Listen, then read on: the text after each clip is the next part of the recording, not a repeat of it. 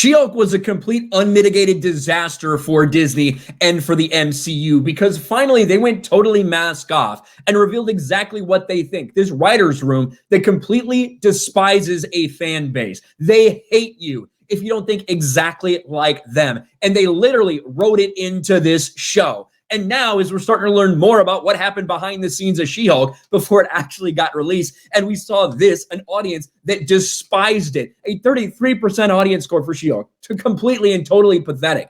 We learned something else within the last few days that is very revealing about the attitude of the creators of She-Hulk and the entire attitude right now for the woke Marvel Cinematic Universe. Marvel Studios requested for hulked out Todd to be uglified in She-Hulk's finale, reveals VFX supervisor Guy Williams. No, he's the villain. He has to look bad. He can't look so good. He was just way too attractive. Oh yes, we're going to get into this because how many female villains have we had in the Marvel Cinematic Universe?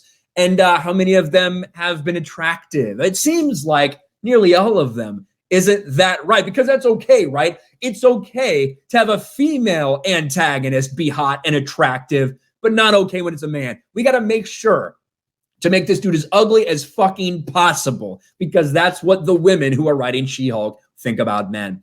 Marvel Studios requested to uglify one Hulk in the She-Hulk finale. Imagine if that had been about Jen.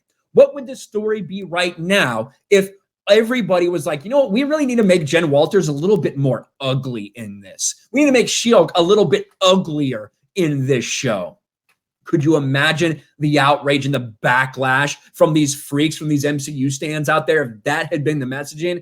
But no, when it's a male character, that's perfectly fine. That's how they operate at Marvel Studios. According to one MCU VFX artist who worked on She-Hulk, Marvel told the effects team to make one of the hulking characters seen in the finale uglier. Tatiana Maslany's She-Hulk finale hit Disney Plus in early October, bringing with it a number of Hulk-sized characters, including the superpowered attorney. But one Hulk fans did not see coming was John Bass's Todd Phelps, who, after being revealed to be the leader of Intelligentsia, took a vial of She-Hulk blood, becoming the monstrous lean green machine himself. But it turns out his look may have been different, as Marvel told the VFX team to make him uglier. Turning up the ugly on this She-Hulk character. Speaking with before and afters, What FX supervisor Guy Williams revealed Marvel Studios actually asked the team to make him uglier. Williams broke it down when he was working on the villain, saying, one of the most fun characters he's worked on, he's just completely absurd. However, the VFX artist noticed that one problem the team had. He was in some way one of the most fun characters we've ever had because he's absolutely absurd. The fun part about it was the actor did an amazing job performing the role. We tried to be as absolutely faithful as possible. One of the problems we ran into was we took the actor and made a Hulk version of him to begin with. And the studio came back and said, no. He's the villain. He has to look bad. He can't look so good. It turns out when you take that actor, make him a 7'1", and give him huge Hulk muscles, he turns into an Adonis. He was way too attractive. That was the challenge we had with Todd. What if they had done this to, I don't know, Scarlet Witch? Was Scarlet Witch too attractive in Multiverse of Madness?